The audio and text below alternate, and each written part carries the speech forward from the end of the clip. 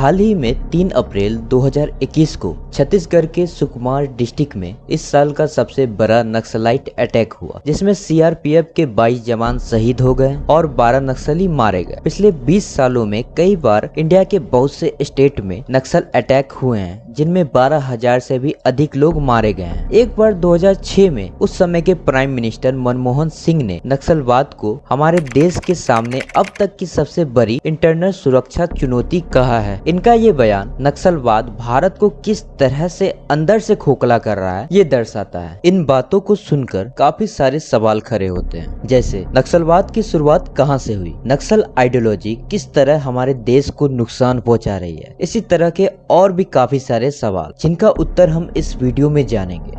साल था 1967। पश्चिम बंगाल के एक छोटे से गांव नक्सलबारी में एक दिन छोटे किसानों ने, जिनके पास अपनी जमीनें नहीं थी, उन्होंने बड़े बड़े जमींदारों पर अटैक करना शुरू कर दिया। धीरे धीरे करके ये हिंसा पूरे गांव के साथ साथ आसपास के जगहों में भी फैलने लगी, लेकिन जैसे तैसे करके हमारे सिक्योरिटी फोर्स ने इस अटैक को कंट्रोल कर लिया। मगर यहाँ से हमारे देश में एक नई विचारधारा का जन्म हुआ। तभी एंट्री होती है चारू मजुमदार, कानू सन्याल और जंगल संथाल की। इन तीनों ने मिलकर इसे एक आंदोलन का रूप दे दिया, जिनका नाम इन्होंने नक्सलवाद रखा, क्योंकि इस मूवमेंट का ओरिजिन नक्सलबारी गांव था। इस पूरी की पूरी कहानी का मेन कैरेक्टर ये चारू मजुमदार था। चारू मजुमदार को चाइना के कम्युनिस्ट लीडर माओ जेडोंग से काफी मोहब्बत थी। इन्हें माओ की विचारधारा काफी अच्छी लगती थी, इसी कारण इन्हें माओवादी भी कहते हैं। इस समय तक ये आंदोलन बंगाल से बाहर निकलकर देश के अलग अलग जगहों में फैल रहा था, और तभी इन तीनों नक्सल नेता ने सोचा कि अगर हमें इस मूवमेंट को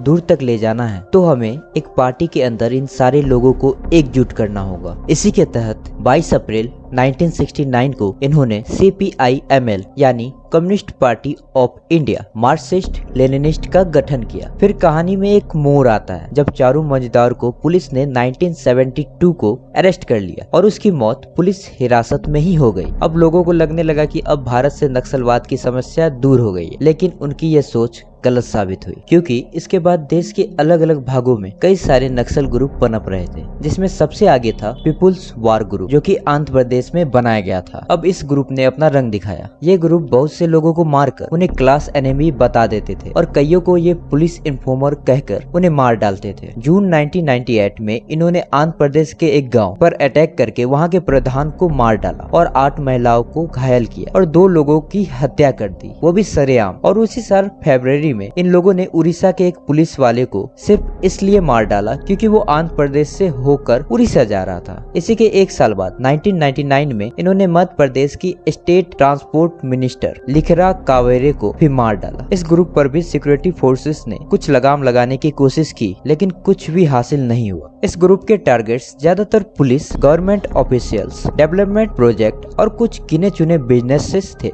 जिनकी इन्हें जरूरत थी वायलेंस को बढ़ावा देने के लिए। हद तो तब हो गई जब 40 से भी ज्यादा माओवादी ग्रुप्स ने मिलकर 2004 में एक पार्टी की स्थापना की, जिनका नाम इन्होंने communist party of India Maoist रखा। यहाँ ध्यान दीजिए, ये CPI मार्क्सिस्ट और लेनिनिस्ट से अलग है। ये माओविस्ट वाला ग्रुप इंडिया में बैन है। ये ग्रुप इतना खतरनाक इसलिए है क्योंकि इस माओविस्ट ग्रुप ने इंडिया के अंदर काफी सारे विंग्स बनाकर रखे हैं। इन्होंने अपनी आर्मी भी बनाई है, जिसे पीपुल्स लिबरेशन गोरिल्ला आर्मी कहते हैं। ये CPI माओविस्ट की पैरामिलिट्री विंग्स के अंदर आती है। इस ग्रुप ने 2 स्टूडेंट्स विंग्स भी बनाए हैं, जिनमें पहला है all India revolutionary student federation and दूसरा है रेडिकल स्टूडेंट यूनियन और क्रांतिकारी आदिवासी महिला संगठन इस ग्रुप की महिला विंग है। इस समय तक ये ग्रुप देश के 200 से भी अधिक डिस्ट्रिक्ट तक अपने पैर पसार चुका था। इसी के 2 सालों बाद 2006 में PM मनमोहन सिंह ने माओवाद को single biggest internal security challenge बताया था। साल 2000 तक इन लोगों की ज्योग्राफिकल इन्फ्लुएंस बढ़ती जा रही थी। इन लोगों के हाथ में फाइनेंशियल अमाउंट 1500 करोड़ यानी अप्रोक्सीमेटली $350 मिलियन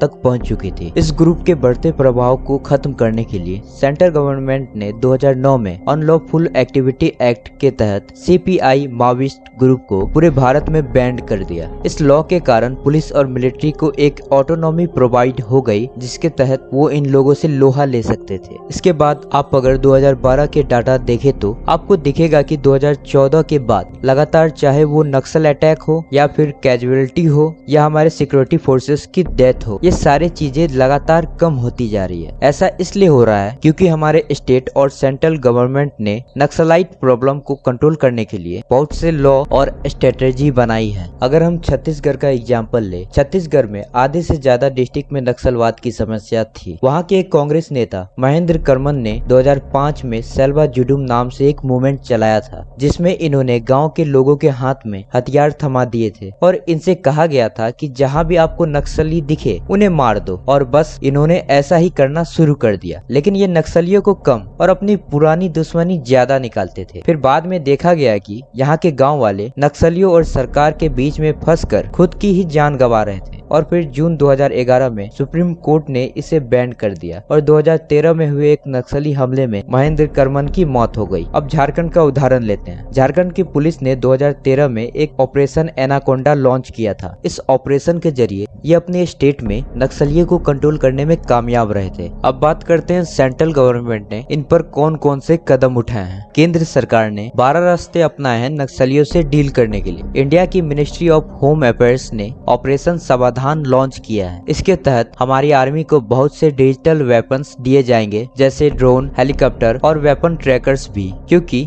जब नक्सली हमारे जवानों पर हमला करते हैं तब जो जवान हमारे शहीद हो जाते हैं तो नक्सली उनके हथियार लेकर भाग जाते हैं, और जब हम हमारे जवानों के गन्स में ट्रैकर्स लगा देंगे तो हमें उनकी लोकेशन ढूंढने में काफी आसानी होगी, और इस ऑपरेशन की मदद से हम नक्सली फंडिंग चेन को भी तोड़ देंगे। इस ऑपरेशन में बातचीत को भी एक अहम दर्जा दिया गया है। बेसिकली ये ऑपरेशन शक्ति और नरमता पर बेस्ड है, और इसमें शक्ति का पल्ला भारी है, क्योंकि जब ऑपरेशन समाधान स्टार्ट किया गया था तब उसके कुछ ही महीनों बाद नक्सलियों ने भी गवर्नमेंट के अगेंस्ट अपना ऑपरेशन घमासान चालू कर दिया था। इनकी इन्हीं हरकतों की वजह से नक्सल प्रॉब्लम को कंट्रोल करना थोड़ा सा मुश्किल लगता है, लेकिन फिर भी अगर आप लार्ज स्केल पर देखें तो हमने इन पर काफी हद तक कंट्रोल पा लिया है। तो इस वीडियो को यहीं पर समाप्त करते हैं। जय हिंद, वंदे मातरम।